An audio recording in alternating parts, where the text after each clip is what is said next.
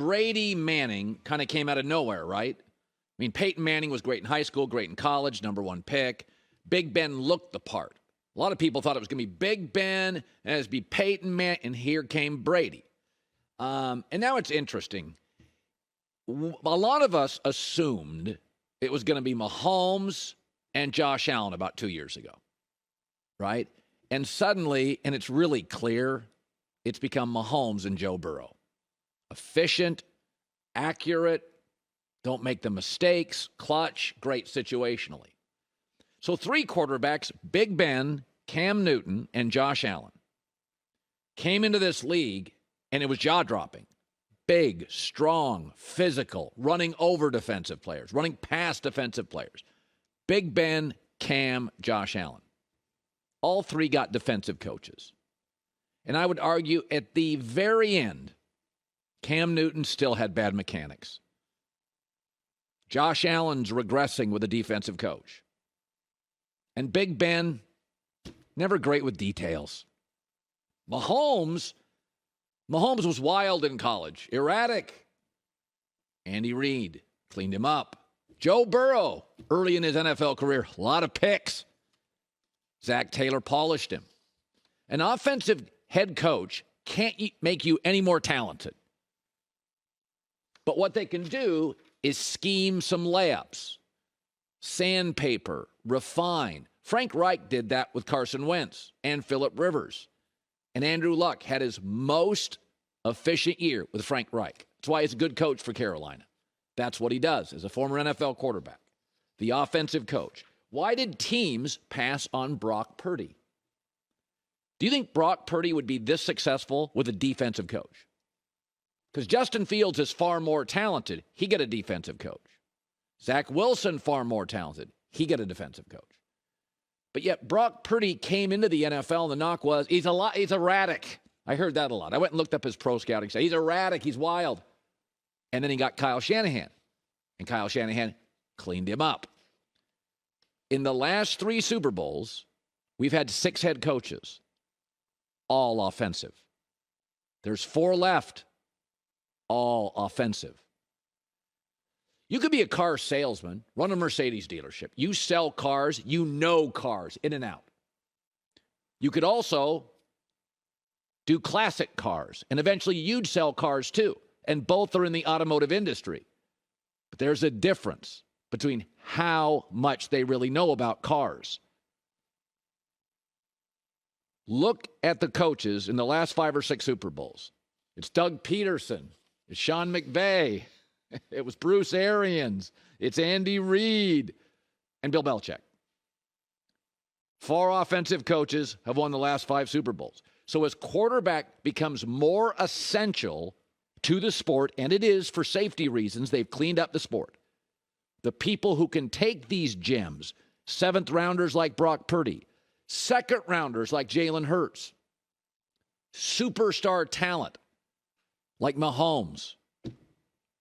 At the end of a season, more efficient, better situationally. Man, you look at what Brian Daboll did. He didn't make Daniel Jones more talented. He cleaned up the interceptions and fumbles. He made him more accurate, leaned into his run game, got him to win a playoff game. And so a lot of us thought Big Ben was going to end up in more Super Bowls. Cam was going to be greater. Josh Allen was the future. But all of them in the end, I never felt like they could kind of clean up a lot of their situational stuff, their mechanics. They made too many mistakes, not great in the details. And now that's what we have, Mahomes and Burrow, where you get the greatness without the longer they're in this league, you get the greatness without the mistakes. Nathaniel Hackett gets hired by the Jets. And so the big headline here, according to a league source, they want Aaron Rodgers. That's the only reason they did it. So it's the classic Hail Mary. Now, if Zach Wilson could play, everybody would be fine. Robert Saleh's job would be safe. The GM, Joe Douglas, nobody would talk about the left tackle and the quarterback he whiffed on. But if you whiff on the number 2 pick in the draft and it's a quarterback, it sets off a chain of events and there's desperation. And so this feels so Jets to me. It feels very panicky and very desperate. And the truth is, whenever you're in crisis, it can be at home in your marriage, it could be in your business, it could be with your football team. What you have to do is lean into what you're good at. The Jets are actually close. Belichick and the Patriots are increasingly dysfunctional. Miami's got weapons, but Tua increasingly can't stay healthy. Josh Allen and that rigid defensive system is regressing. And the Jets have all sorts of really good young players, and most are cheap. They're not that far away. So why throw a Hail Mary? Do you know how many Hail Marys are completed in the NFL on the average year? 2. And it's the same in business. This is why Aaron Rodgers doesn't fit. He's expensive. You'll have to make some decisions. He's prickly. He's semi-committed. Doesn't have any interest in working with young players and being a mentor and teaching them the game. You know what works here? A double. Jimmy Garoppolo. Everybody loves him. Knows the West Coast system. Get him reasonably priced. Don't have to give anything up. He likes young guys. Everybody likes him. Hail Marys don't work on the field, and they don't work in business. Lean into what you're good at. What are the Jets good at? Good defense, tough culture, and when Breece Hall comes back, good run game. Find a left tackle, sign Jimmy, doubles. I'll give you a prime example of this Hail Mary nonsense. The New York Giants, they had a mess on their hands. Bad roster, Kenny Golladay contract, Daniel Jones was a whiff. The Giants didn't panic. They got an offensive coach. They leaned into, this is what you do in crisis, they leaned into what they were good at. Good defensive front. They strengthened it. Kayvon Thibodeau. They leaned into Saquon Barkley, got him healthy and a lot of touches. And they cleaned up with an offensive coach. They cleaned up Daniel Jones, the best version of him. They didn't panic. They weren't a Super Bowl team. They didn't think they were a Super Bowl team. They wanted to right the ship. Giants Crosstown did a really good job. Nobody thinks they're a Super Bowl team now. And they may never be with Daniel Jones. But they didn't panic. Take the Pittsburgh Steelers, another very good blue blood organization. Big Ben leaves. They didn't panic. They said, let's go get Mitch Trubisky. Let's draft a quarterback, see where he falls. It's Kenny Pickett. What did they lean into? What are the Steelers? They lean into defense. They lean into Mike Tomlin. They lean into their tough culture. They leaned into the front office. And then slowly but surely, they didn't panic.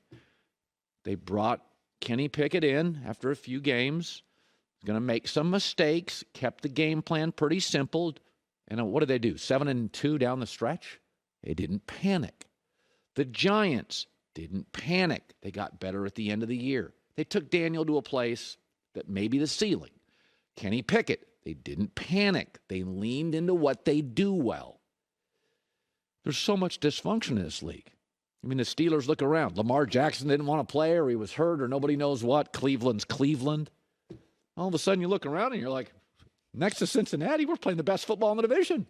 The Giants look around and Washington's dysfunctional and Dallas has some dysfunction. And Giants looking around at the end of the year and they're like, we're playing some of the best football in the division. The Jets, this feels like a Hail Mary. You're not a Super Bowl team. You're not a Super Bowl team. Lean into what you're good at.